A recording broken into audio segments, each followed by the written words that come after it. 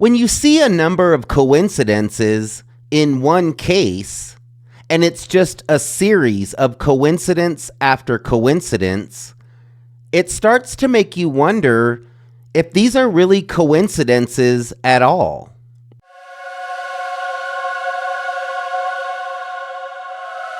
Hey everyone, it's Lucky with Unfiltered Lucky. And today I want to talk a little bit about some of the coincidences that we've seen in this case and throughout this investigation. Now, one of the very first coincidences that I want to talk about is the day of the month that the Idaho 4 crimes occurred, November 13th. Now, a lot of high-profile crimes occur on the 13th of the month. One of those crimes being the Amityville Horrors. The Amityville Horrors happened on November 13th. Not only did the Amityville Horror crimes happen on November the 13th, but another fun fact is that the address numbers to the Amityville Horror House were 112. And as we know, the address to the Idaho 4 house was 1122. So that's kind of strange. Another crime that happened on the 13th of the month was Travis Wetton and his wife, Jamelyn, who were brutally attacked in their homes with a sharp-edged blade in Salem, Oregon on August 13th of 2021. So it was just over a year that the Idaho 4 crimes occurred from those crimes. Now, I'm going to do a separate video about these crimes because these crimes have never been solved. As a matter of fact, a lot of people have thought that maybe the Idaho 4 crimes may be linked to these crimes because there's a lot of similarities there. Now, Moscow law enforcement has ruled out that there's any connection between these two crimes, but they do seem rather similar. Now, what about Jack S. telling Maddie, "They're going to get you, Maddie"? And then just approximately a few hours later, she loses her life in a very brutal manner. Just a coincidence? I mean, that sounds strange to me. That Jack S. would basically warn Maddie that they're going to get her. And then approximately 2 hours later, her life is taken? That seems very strange. It seems like law enforcement would really want to look into that.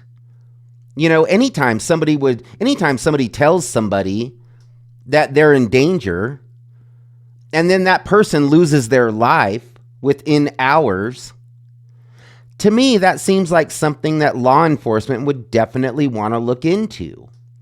It's a heck of a coincidence, that Jack S. had just told her that they were going to get her. And then they did. Also, what about law enforcement being right outside of the house at the approximate times that the crimes were occurring? We know that law enforcement was around Banfield, harassing college kids for underage drinking. So it seems strange that law enforcement would be right outside of this house while a quadruple homicide was occurring. That's always struck me as odd. It's also struck me as odd that the vehicle that law enforcement was in that evening was very similar to the vehicle that law enforcement was looking for on this security cam footage. So was it just a coincidence that law enforcement was actually just outside of this house at approximately the same time that these crimes were occurring. Another thing that caught me as kind of odd from the Banfield footage was, did any of those students that they were talking to seem heavily intoxicated? Did they seem intoxicated at all? That's always seemed kind of strange because, in my opinion, they don't seem to be intoxicated and they're not holding any alcohol. So that's strange. Now, what about this coincidence? What about the coincidence that Kaylee just happened to be visiting the house that weekend? Kaylee had returned to the house to show her friends her new car and to attend a party. But if those two things weren't happening, Kaylee wouldn't even have been at the house because she had already moved out. So, was it a coincidence that these crimes occurred on the same weekend that Kaylee just happened to be visiting the house? You know, I feel like a lot of pieces had to fall into place in order for these crimes to even occur. There had to be a lot of things that happened in order to get all of the pieces in place. And Kaylee being at the house that weekend, even though she had already moved out, to me seems like a strange coincidence. Now, what about the DoorDash delivery at 4 a.m.? It seems extremely odd and extremely coincidental that food was being delivered to the 1122 King Roadhouse at exactly the same time that law enforcement believes that these crimes began, at 4 a.m. That's a very strange coincidence. Also, what about law enforcement moving all of the victims' belongings out of the house in a U-Haul truck? Taking the victims' belongings from an active crime scene just weeks after these crimes occurred. And then right after they remove the victims' belongings from the house, in which law enforcement stated that the reason they were doing that was to help the families heal.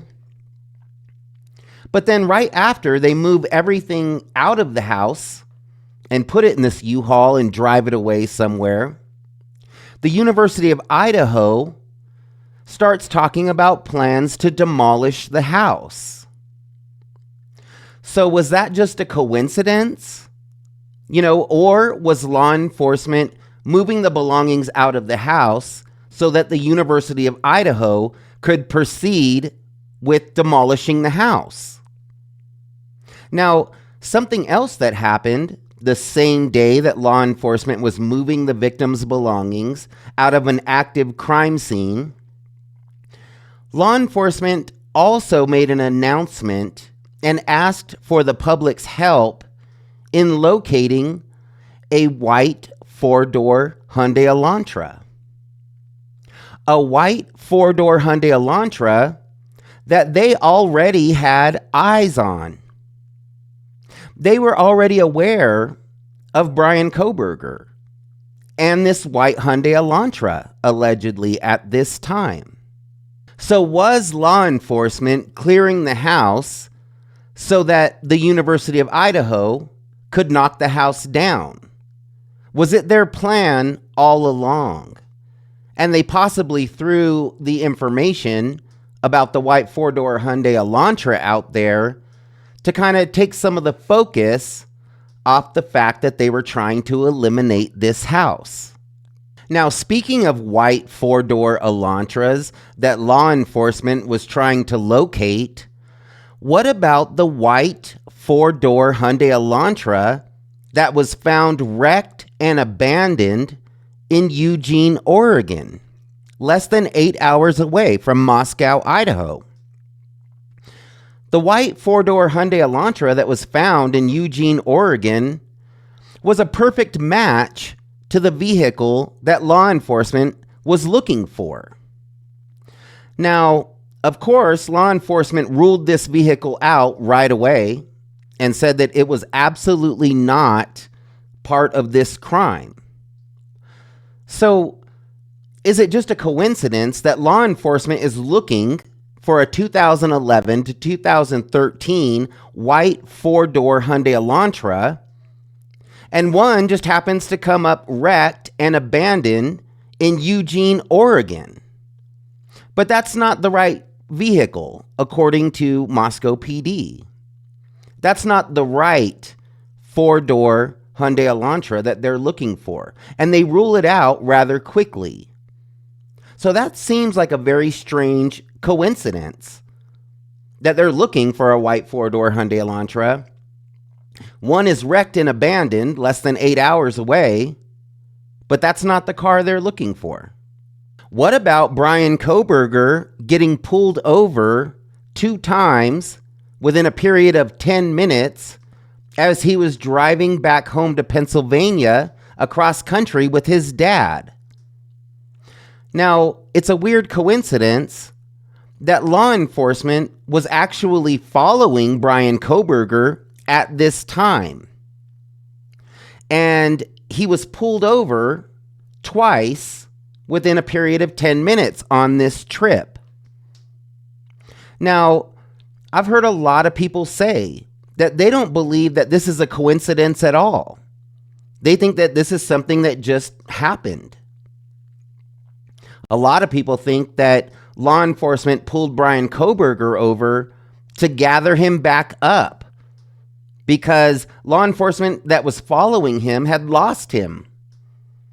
And they needed the local law enforcement to pull him over so they could gather him back up. Another possibility that I've heard is that law enforcement was possibly trying to get a look at his hands to see if he had any injuries. Maybe look at his body and see if he had any visible injuries. Possibly, maybe collect some touch DNA from his driver's license. I've also heard people say that they don't believe law enforcement would do this, that law enforcement would even pull over Bryan Kohberger to help out in this investigation. So it would be a very strange coincidence to me that Bryan Kohberger just happened to get pulled over twice for ridiculous reasons, and that it had nothing to do with the investigation or the fact that law enforcement was following Bryan Kohberger across country to Pennsylvania. Now, the last coincidence that I want to talk about, and I'm sure there's many more, but the last coincidence I want to talk about is Ann Taylor, Bryan Kohberger's public defender. Now, Ann Taylor has also represented Maddie and Xana's parents. So it's an odd coincidence that the public defender who's representing Bryan Kohberger has also represented 2 of the victims' parents. So that's a very strange coincidence. Now, I've heard people say that, that Ann Taylor just kind of dumped Xana's mom, Kara, as a client when the Bryan Kohberger case came up. There was a lot of talk that Kara was upset because Ann Taylor dropped her and referred her to different representation, and she moved over to Bryan Kohberger. But I believe that the reason that happened is because Ann Taylor is the only attorney qualified in her district as a public defender to handle a capital case. So she was kind of assigned Bryan Kohberger. And I think that left her no choice but to refer Kara to different representation. But I do think that it's a very strange coincidence that Bryan Kohberger's attorney, Ann Taylor, The person who's fighting for his life right now actually represented two of the victim's parents in numerous cases. That's just strange to me. Now, a lot of people have attributed a lot of these coincidences to the fact that Moscow, Idaho is a very small town. So a lot of these people, are intertwined. A lot of them know each other. A lot of them are related. So this is a very small town, which a lot of people believe creates more opportunities for these types of coincidences. So what do you think? And are there some that I missed? Are there some that you've been interested about? Some coincidences that you've seen that kind of make you scratch your head and, make you think that maybe this isn't a coincidence at all. If so, put it in the comments. I'd love to read them. Now, please stay tuned for my next video. And please like and subscribe to my channel if you like my content. I really do appreciate it. And I appreciate everybody who subscribes to my channel and interacts with my videos. Thanks again. I really do appreciate it. We'll see you next time.